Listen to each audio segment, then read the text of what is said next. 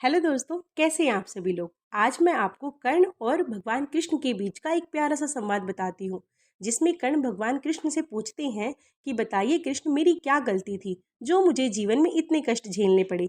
मैंने ऐसा क्या किया था कि मेरे साथ ऐसा हुआ। कर्ण आगे कहते हैं, जन्म लेते ही अवैध संतान कहकर मेरी माता ने मुझे नदी में बहा दिया। क्या अवैध संतान के रूप में जन्म लेना मेरी गलती थी।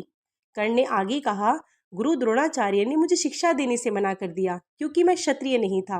परशुराम ने मुझे शिक्षा तो दी, पर मेरी क्षत्रिय ना होने की वजह से मुझे श्राप दे दिया कि जब मुझे अपने ज्ञान की सबसे ज्यादा जरूरत होगी मैं यह ज्ञान भूल जाऊंगा। क्या इसमें भी मेरी गलती थी।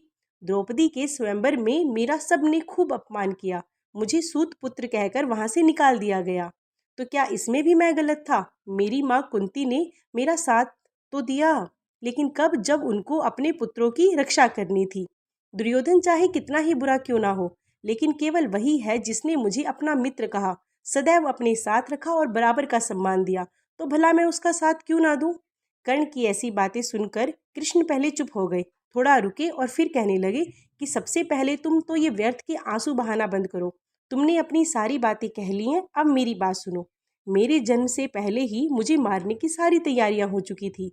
जन्म लेते ही मुझे मेरे माता पिता से अलग होना पड़ा। मेरा खुद का मामा ही मेरे प्राण लेना चाहता था।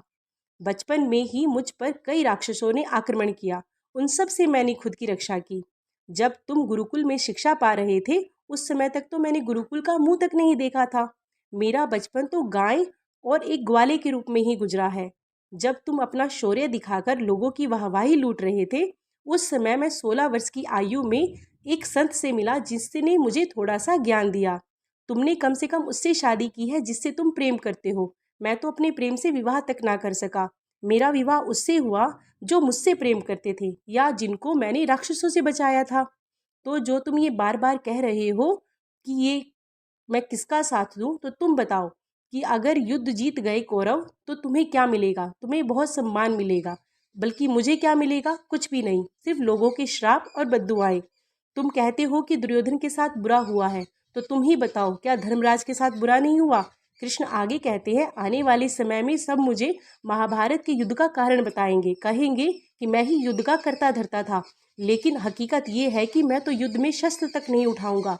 ये जो तुम व्यर्थ में रो रहे हो, ये जरूरी नहीं है कि तुम्हारे साथ कितना बुरा हुआ है, जरूरी ये है कि तुमने उन सबका सामना कैसे किया। तो पहले विचार करो, तब फैसला करो कि तुम्हें किसका साथ देना है। कृष्ण की बातों ने कर्ण पे प्रभाव तो डाला, लेकिन अंतिम समय में उन्होंने दुर्योधन का ही साथ दिया क्योंकि वो उसको अपना सच्चा मित्र मानता था। कहानी